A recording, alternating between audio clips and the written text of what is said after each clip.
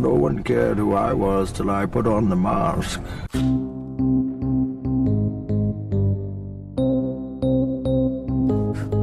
Hi.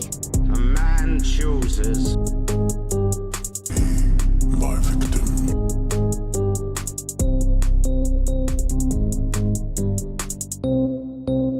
Okay. Let's talk. I don't think we as a society talk enough about Bane as a villain. Not that Power Ranger Shrek-looking dude from the old one, I'm talking Tom Hardy's Bane from the 2012 film The Dark Knight Rises. When it comes to villains in this franchise, everyone always seems to focus on Joker, and with good reason, but because of Heath Ledger's iconic performance, Bane tends to get overlooked. There was a lot of pressure following Joker, but the question is, did Bane pull it off? Welcome back to Villain Review, and today I will be looking at how good of a villain that guy Bane is, scale of 1 to 10, let's do it. You merely adopted the dark. I was born in it, molded by it. Bane must think he's Andy Dwyer because he's always hanging out in pits. But trust me, you do not want to mosh with this guy. The earliest we know of Bane's story is that for most of his younger life, he was raised in a brutal prison that gave those inside the ability to try and climb to freedom, which almost always led to them falling to their death. It's about all we know about the Brute's life until a young girl named Talia joined him in the hopeful hole, Bane immediately becoming the young girl's protector after other prisoners attacked and killed Talia's mom. Eventually, Bane would help Talia escape, but the other prisoners, they didn't like that. They got all riled up and mad and messed up Bane's face worse than Botox did your favorite 90s star. Eventually, Papa Al Ghul would come back to the pit and rescue Bane, giving him a mask that would stop the excruciating pain caused by the attack from the prisoners. He'd say to Bane, "Bane, my boy, welcome to the League of Shadows, pretty sweet gig." Bane would join the group for a hot second because Mr. Ghul Sr. didn't like the fact that Bane reminded him of his dead wife because they look really similar. Ross just loves bald chicks. Ross would look at Bane and say, "Bane, my boy, we're kicking you out of the League of Shadows, pretty bad gig." And Bane would stay out of the group until Ross's death, making Talia say, "Bane, my boy, League of Shadows." I'm glad we got some form of origin for Bane, especially after such a non-existent one for Joker, but I'll admit I don't really have strong feelings towards it. It kind of reduces Bane to a henchman for Talia, which to me is a bit of a letdown, especially after everything else about the character being incredibly interesting throughout the movie. Watching this film, I'm like, damn, who is this guy? Why is he so obsessed with Gotham? And then we learn he's just out here to help his BFF Talia. It's by no means a bad motive and doesn't hurt the film or character in my opinion. I just think it could have been cool to get something outside of the Ghul family. Leave us. No, you stay here. I'm in charge.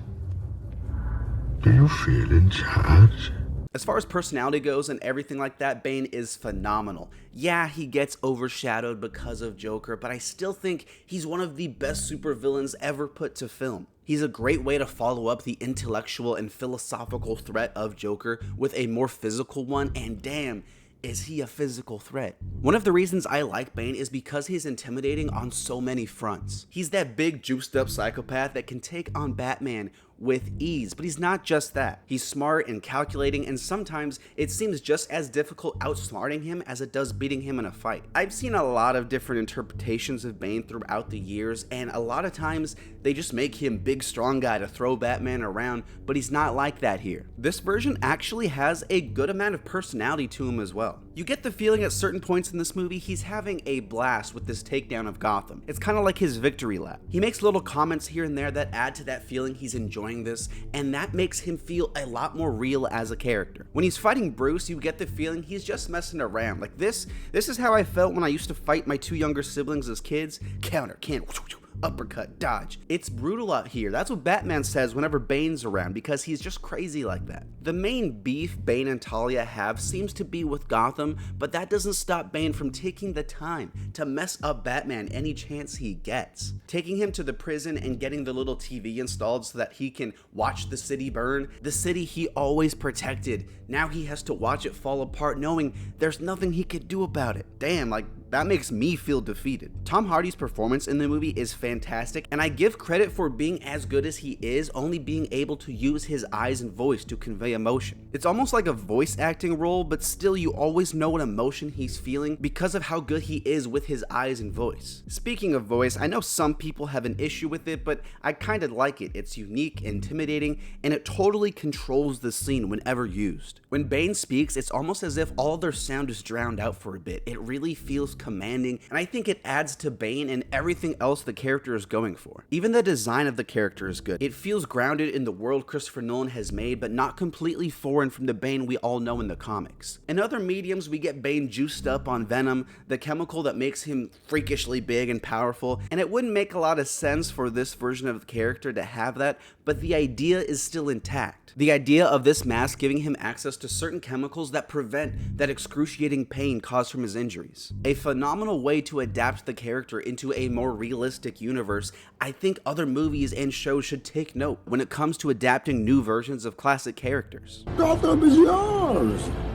None shall interfere. Do as you please. Let's talk about some of these scenes. Hot damn, are these scenes crazy. Might be a hot take, but I'm gonna say it. Bane has the best scene of any villain in this trilogy, maybe even two of the best. Who could forget the legendary bank heist scene from The Dark Knight? It's amazing, memorable, and a fantastic way to start the film. But the plane scene?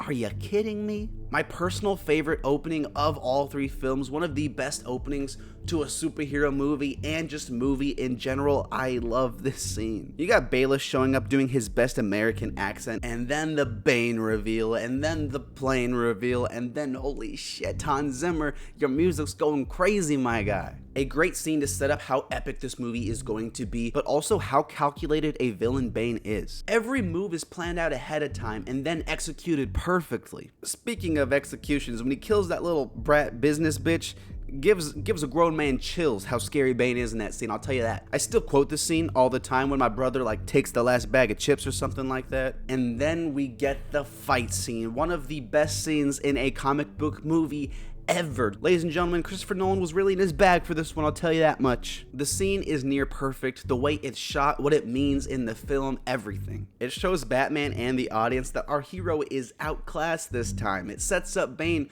to be the most physical threat we've ever seen in the franchise. There's no score in this scene either, nothing to hide the sound of Batman taking hit after hit. Again, it's masterful. It's a tough scene to watch because of how bad Batman gets his ass kicked. The first time I saw this, I was a kid in the theater screaming out like, "Bane, stop it, you're hurting him." Damn, dude, what a scene. Go watch it after this video. It's one of those scenes people should revisit from time to time because it's just that good. I know what you're thinking. With such a legendary scene in the first half of the movie, surely the rematch is going to be the most epic fight of all time, even more epic than me and my ex-wife's tussle before our divorce. I know it is going to be the best. Disappointing. Okay, I'm kind of joking here because the fight at the end of the movie is still pretty enjoyable. The music is epic. I love how they're surrounded by all these extras pretending to fight to various degrees. And it's cool to see Batman gain the upper hand on Bane by attacking his mask. I'm cool with all that stuff, but the way Bane goes out is a little anticlimactic to me. I don't know, it feels like they just throw him to the side, and I hate to see the guy who has been the film's main villain for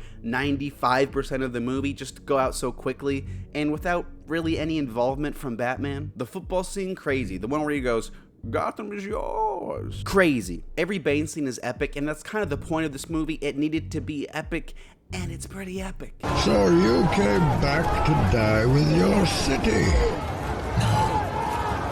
I came back to stop you. I'm a huge fan of Bane. He's brutal, intimidating, and ups the threat of Joker in almost every way. Tom Hardy gives an underrated performance, and Bane has maybe the best collection of scenes of any supervillain in film. Maybe, just saying it. It's a hot take, I get it. In my opinion, his motive might be a bit of a letdown, and my only real complaint with him is the way he gets taken out. But aside from that, he's just a near perfect villain, and his best qualities make it incredibly easy to forget his lesser ones. I'm gonna give Bane a 9. When it is done, and Gotham is ashes, then you have my permission to die.